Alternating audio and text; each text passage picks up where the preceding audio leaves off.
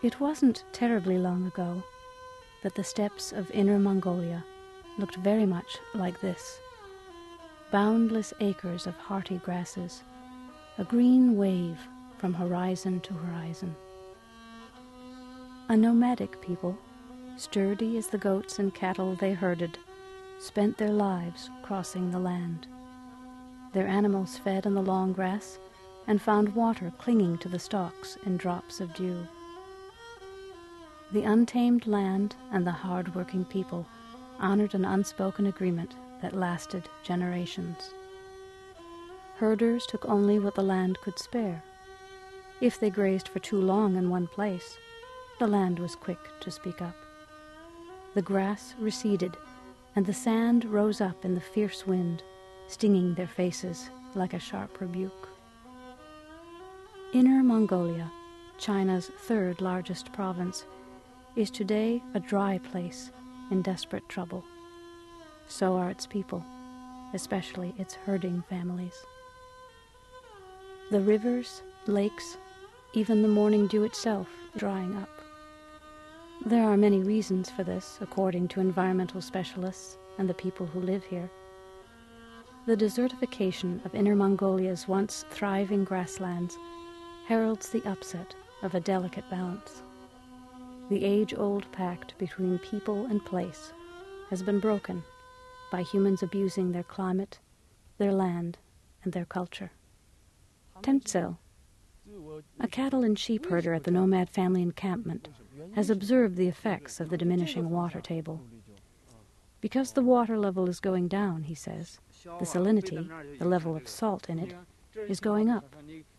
This changes the soil into a finer dust, which is more easily stirred up. Between the fine sand and the salt, dust storms are much more common. Inner Mongolia is larger in size than Texas and California combined. It is becoming one of the largest deserts in a country where a quarter of all the land has already surrendered to the sand. The desert is overtaking Inner Mongolia at the rate of more than 3 million acres a year. This rate of desertification in northern China puts the world's fastest-growing economy at the leading edge of the global freshwater crisis. And that edge cuts a wide swath. China's dust travels far beyond its borders, choking Japan, South Korea, and even the United States, blowing as far as the Grand Canyon. It's not uncommon for people here to walk miles to the nearest well. They pump water into tanks to supply their needs for a few days or a week. The luckiest rural families have their own wells. Running water and indoor toilets are rare. A proud people press themselves harder, even as they feel the roots of their culture lose hold.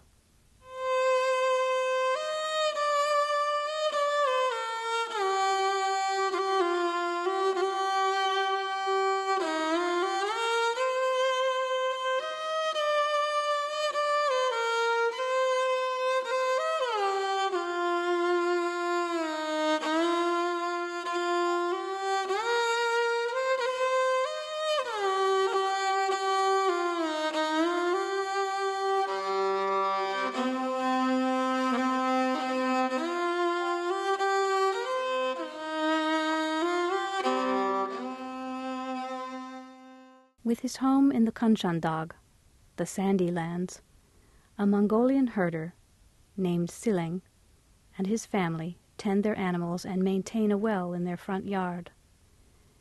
7 or 8 families depend on that well for all of their water needs. He says it's getting so warm these days it's simply too hot for him to wear the thick traditional Mongolian clothing as much as his wife does. Their children don't wear it at all. They just wear regular clothes. As far as herding goes, he says, the weather shift is a major problem because the summer and winter are both dry, and with the higher temperatures, the grass is failing, just shrinking away. People here have all kinds of stories about the swift change in their land and their lives. They describe the warmer and even drier conditions. Lakes that were once filled with clean water are now cracked hardpan. "Why do we talk about mines all the time?" asks herder Temtzel. He refers to the industrial mines that have come to Inner Mongolia. There's a connection, he says, between the development of mines and the desertification of a nearby lake, Arhat. Originally, he says, there was a small river here. When the road was built, it cut off the river and formed a lake. You might think, he adds, oh, a lake, they've got water. But actually, that's a sign of desertification. Because of the lake, the grass can't grow, and more grass dies when the lake dries up. And it will dry up, despite its size. It will soak into the ground, and within a few weeks, all that will be left is sand, he says. It has no natural source to sustain it.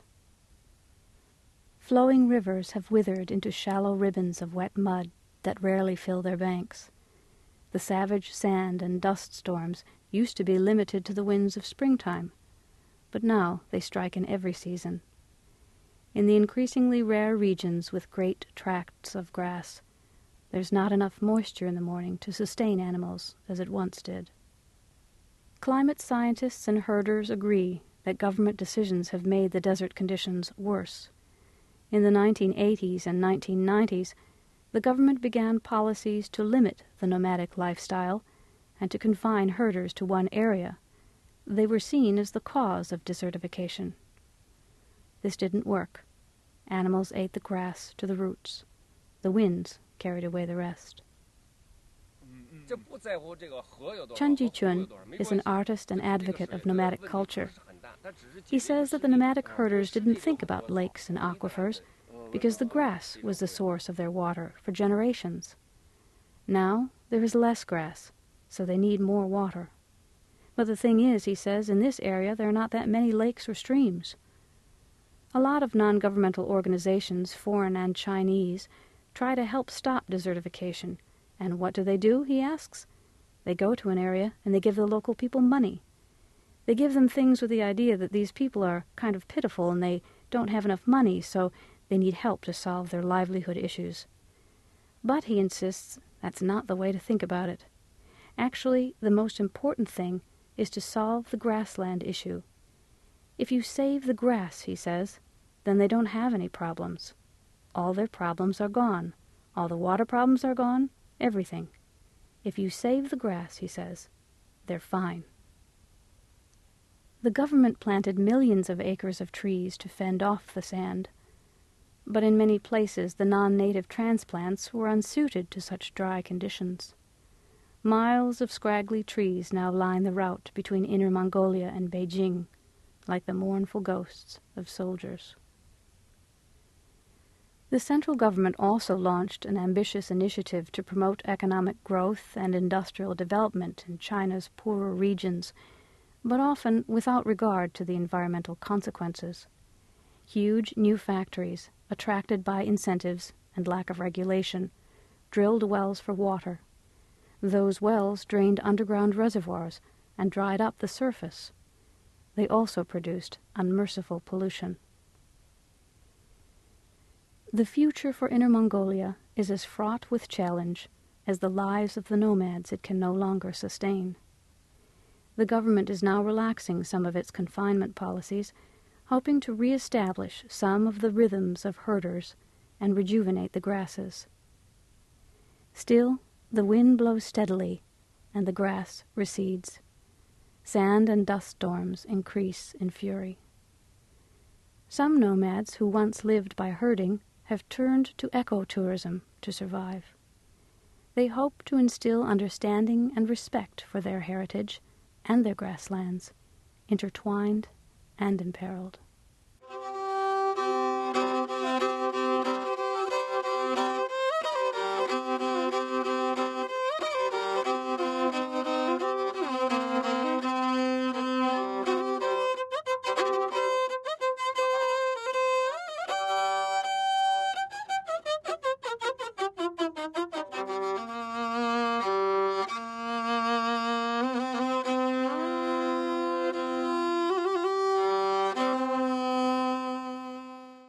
Chinese scientists insist that they understand the dimensions of the freshwater crisis that has left 25% of their country in desert and leaves 500 million people without clean fresh water and sanitation.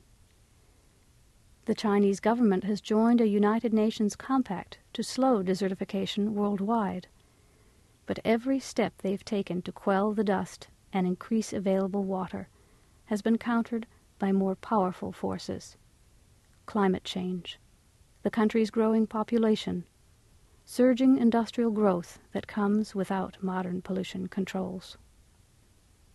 Chen Jichun is one of China's most prominent modern artists. He specializes in landscapes and the portraits of those who live there.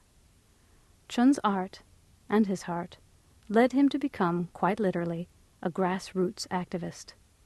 He is passionate about the threats to the region's treasures, its water, its grasslands, its people, and the legacy they have nurtured for centuries. Chen believes that hope lies in sharing their stories even farther than the sand can fly out into the world. When he was younger, Chen Jichun's paintings eloquently evoked Inner Mongolia's past.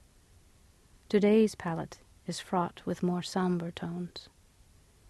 As for tomorrow, the future lies in the hands of those who touch the land, and those who are touched by it.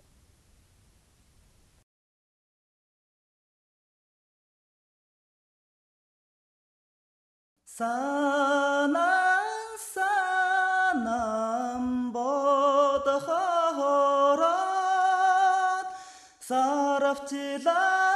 sarafchilan haramahara nudeni hara songahasan mini no tak oja